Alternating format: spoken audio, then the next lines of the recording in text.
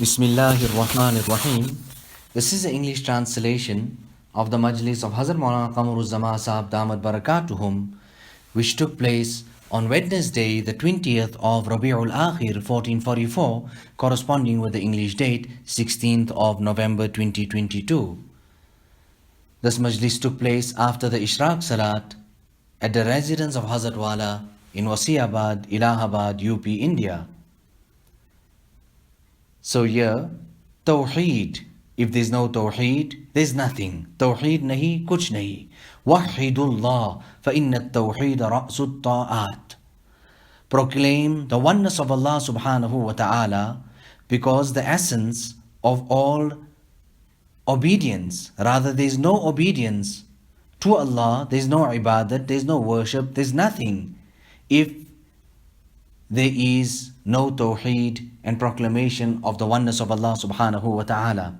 Now, an Arab alim is writing, he says that Tawheed is the reason for which Allah ta'ala created us and gave us existence. Allah ta'ala says, وَمَا خَلَقْتُ الْجِنَّ وَالْإِنسَ إِلَّا لِيَعْبُدُونَ. I created jinn and man solely for my worship. It is also the access for the call of the Anbiya alayhimus salatu wassalam.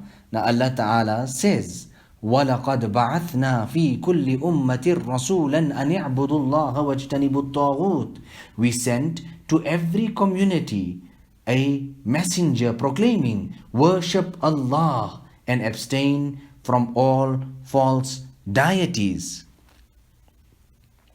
So we should not understand anyone to be our deity or our ma'bud, nor should we have anybody as our maqsad or our goal. إِيَّاكَ نَعْبُدُ وَإِيَّاكَ نَسْتَعِينَ. Ibn Qayyim has written Madarijus Salikin in 3 volumes, 2 to 3 volumes. فِي إِيَّاكَ نَعْبُدُ وَإِيَّاكَ نَسْتَعِينَ. Thee alone do we worship and thee alone do we ask for help. Hazrat Maulana Shah Wasiullah Sahib used to say, Hazrat Wala is quoting, that Surah Fatiha, Suluk, all of it is mentioned in it. La ma'buda illallah. There is no deity worthy of worship. There is no deity other than Allah. La maqsuda illallah. There is no objective. There is no goal other than Allah. Allah Ta'ala is that Zat that gives food. But together with giving food, He is the one that satiates the hunger and makes us satisfied. He is the one who gives us water, but together with that, He is the one who quenches the thirst. Hazrat Maulana Ali Mia Sahib's elder brother, he was a very great doctor, and we took Pirani Sahiba, the wife of Hazrat Maulana Shah Wasiullah Sahib, to her for ilaj. And he was a very experienced doctor, and what did he say? What was his impressions? He used to say that there are certain medicines that are so effective and it works so well on certain patients, but that very same medicine used on another patient or on many other patients who have the same symptoms, diagnosed with the same problems, does nothing whatsoever. Allahu Akbar. So we understand from all of this, rather he used to say, that nothing happens here in this medicine unless or until Allah Ta'ala puts effect in it. Without the hukam of Allah, nothing happens. The Sahaba, when they were troubled, when they were persecuted, when they were whipped, then what was it that came out from their blessed mouths? It was none other than Ahadun Ahad. Ahadun Ahad. Tawheed. Now, an alim, I quoted this hadith in Yasir Riya Shirk, that the most minimal amount, smallest amount of Riya and ostentation also comprises of shirk, ascribing partners to Allah subhanahu wa ta'ala. And he said to me, he was teaching Mishkat Sharif, that where did you get this hadith from? And I said, it mentioned in Mishkat Sharif. You know, there was this lady, and she says, Sunnat Rasul Waste. Sunnat Sunnat Rasul waste. She used to say this, and this is what Maulana Ali Mia was trying to tell his people and the people there at that time. She's saying the Sunnat, but Rasul waste, for the Nabi, not waste Allah ke, not for Allah subhanahu wa ta'ala. And he kept on telling his own tribesmen and tribe people that come out of shirk and ascribing partners to Allah subhanahu wa ta'ala. Hazrat Maulana Ali Mia has written extensively on this, that Allah ta'ala specifically sent the Anbiya to teach the people, or he sent them with the message of Tawheed. Hazrat Maulana Shah Wasiullah Sahab abundantly used to read the dua, Allahumma aslih li fi dhurriyati inni tubtu ilayka wa inni minal muslimin. O Allah, grant salah and reform to my dhurriyat and my progeny. I cannot make my own islah. Where will I be able to make the islah of my dhurriyat? Therefore, you make the islah of my dhurriyat. Similarly, the sheikh, the mentor himself, is not murabbiya haqiqi. Rather, the one who gives the original and pure, the ultimate murabbi, and the one who gives tarbiyat is Allah subhanahu wa ta'ala. And the sheikh is just a means. We went in another country. We went to the Reunion Island, and this particular sheikh then took us into the basement. And then what did he have to say? He said, but listen, you people speak about Maulana Mohammad Ahmad Partabgari, etc., this, that, the other, Naqshbandi Sheikh, Mujaddidi Sheikh, but I hear nothing about tawajjuh. I hear nothing about tasarruf. So then I said to him that our mashayikh used to understand that to be shirk. Rather, he explained it, Hazrat Wala said, I explained it to him in this way, that they used to hand the matter over to Allah subhanahu wa ta'ala. They used to have no outward type of focusing and putting attention. Rather, it was with the batin, with the internal. Such was it that Maulana Muhammad Ahmad Sahab, people would understand towards the end of his life, bimari, sickness, so much of pain. And what was it? He used to scream out because of the type of pain that he was going through. This was what he would say.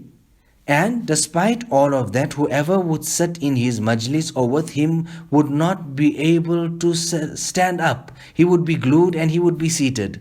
Hazrat Maulana Shah Wasiullah Sahab, who was understood, or people understood him to be very, very hard or harsh. But whoever came there to meet him, it was such that they would not be able to stand. They would just sit there with him and want to sit more and more and more. They would not close their eyes and then make tasarruf or tawajjuh on a person. No, they would be there and their eyes would be open. And they would say that how can we do this here? That is the duty of Allah subhanahu wa ta'ala. And this is how they would attend to that type of matter. Now, he has Maulana Zulfikar Sahab's Pir Bhai.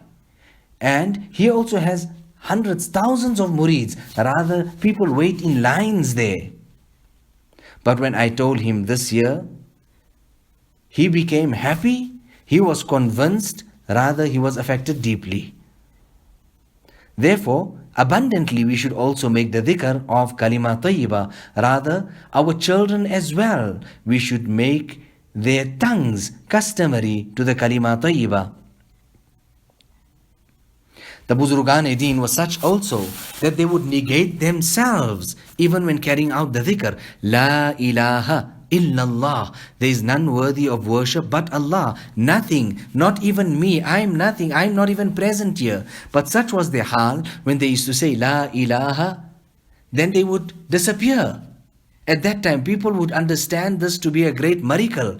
And then when they used to say illallah, they used to appear again. La ilaha, disappear. Illallah, they would appear again. So, iyyaka na'budu wa iyyaka nasta'een.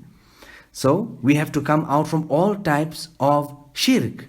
Whether it is the major type, shirk jali, or if it is the minor type, shirk khafi. Now, this tasawwuf of ours is all ilmi. Look at what I'm talking and how I'm talking from where. Hazrat Maulana Ali Mia Sahab, when he heard these type of talks and majalis from Hazrat Maulana Shah Wasiullah Sahab, he was deeply affected. And he used to say that all of this needs to come into the Arabic. All of this needs to come into the Arabic. Allah Ta'ala show us the right path. The right path. Keep us on the straight path. Now, Tawheed we're speaking about, and there is likulli da'in dawa'un. That for every type of sickness, there is a cure and there is a remedy. You know, my stepmother, Hazrat Wala, is saying that all the doctors at that time, even Dr. Farid, Shafaul Mulk, they were of that opinion that no, there's nothing. It was cancer. They said nothing could be done and it's the end of all of it. But Hazrat Maulana Shah Wasiullah Sahab at that time, what did he say? Likulli da'in dawa'un. That for every sickness, there is a cure. Yes, most definitely, you have not reached that cure. You haven't understood it. You haven't conquered that part of science and medicine. But there's definitely a cure because Nabi Sallallahu Alaihi Wasallam said there is a cure. She was then taken to Bombay and then she was treated and she lived for many long years after that, when everybody by that time had written her off.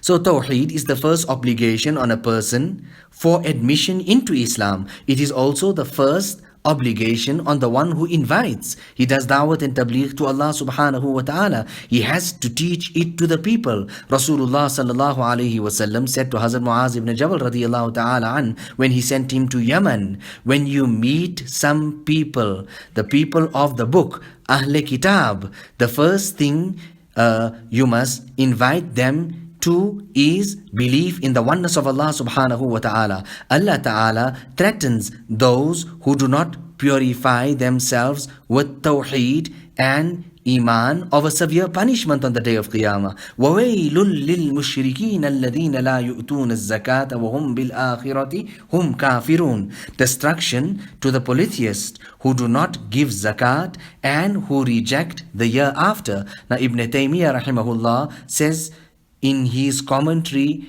to the above verse, it is Tawheed and Iman with which the heart is purified, because it entails refuting the divinity of everything except Allah from the heart and affirming the divinity of Allah subhanahu wa ta'ala alone in the heart. This is the reality of La ilaha illallah, and it is the basis of the tazkiyah of the heart, the purification of the heart. Now that's the ustad. What about the student? Ibn Qayyim rahimahullah says that the majority of the scholars of the past and those who came after them said that this refers to Tawheed, meaning testifying that there is none worthy of worship except Allah, and Iman, in which the heart becomes pure, meaning it is the basis for every increase and every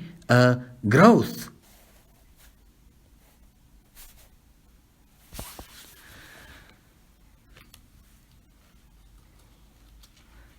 You know, here you people, there were some people sitting in front of Hazrat Wala in this majlis addressing them that you people are very close, meaning in these aspects. You know, I speak about the khubi and the excellence and the salient features of people. You people there in Gujarat always carry out istikhara, whereas for anything and everything that comes about, you carry out istikhara. And here I see that this is not even found. Another thing also I would say that of i'tikaf. In the time of Hazrat Maulana Shah Wasiullah Sahab also it was like that. We would go around looking that who will sit for i'tikaf. Who will sit for i'tikaf? But there in Gujarat, there is no question of that. People sit in i'tikaf in abundance. So, remove everything else other than Allah subhanahu wa ta'ala, and rather negate and remove yourself from the equation as well. This self-conceitedness, this pride about your nasab, your hasab, your mal, your wealth, your beauty, whatever it is, remove all that. आ सके गैर मेरे खाने दिल में कैसे के ख्याल रुखे दिलदार दरबान अपना. How can anything else other than Allah subhanahu wa ta'ala enter the haram of my heart? How can it? When the thought of Allah subhanahu wa ta'ala is the guard that's standing in front of my heart, that doesn't allow anyone or anything to enter in my heart other than Allah subhanahu wa ta'ala. Wus'at dil ke kiya karte hai seyr imdad, yahi baagh hai apna, yahi maidan. This heart and the soul is so vast and so beautiful, imdad. We travel in it and we go from here to there. This is our garden. This is our maidan and our field. You know, when we go to Bombay, then they want to take us here and there to go and see this, that and the other. And I say to them, I mean, this is my mizaj. I say, but what do you want to show me here that's not in Allahabad? You know, my second mother, my stepmother, we were here in Bombay, and they took her to this place where they have snakes, etc. When she went there, she was a Saheb dil, one who had the nisbat of Allah subhanahu wa ta'ala with her. She began crying and she said, if this is a snake here in this dunya, if this is what it looks like, these huge serpents, etc., terrified, she said, what will be the condition on the day of Qiyamah in Jahannam about those serpents and snakes? Once they took her, or we took her rather, to the ocean. And when we took her there to the ocean, she began weeping and crying. She says, but isn't it this very ocean in which Hazrath was lowered down into? Allahu Akbar.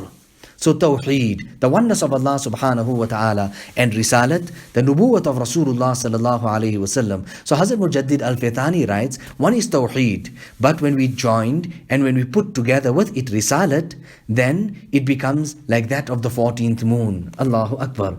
Now let us make dua. Allah subhanahu wa ta'ala fulfill our needs. Allah subhanahu wa ta'ala give us and our children salvation from all zahiri and batini problems and difficulties and hurdles. Allah subhanahu wa ta'ala make us contented with our zahir and our batin. And Allah subhanahu wa ta'ala is sufficient for us. He's our representative. He's our caretaker. He sees to us. Allah subhanahu wa ta'ala, out of His grace and out of His mercy, rectify and make correct all our muddled up and spoiled affairs. ربنا تقبل منا إنك أنت السميع العليم وتب علينا إنك أنت التواب الرحيم بحرمة سيد النبي الكريم صلى الله عليه وسلم.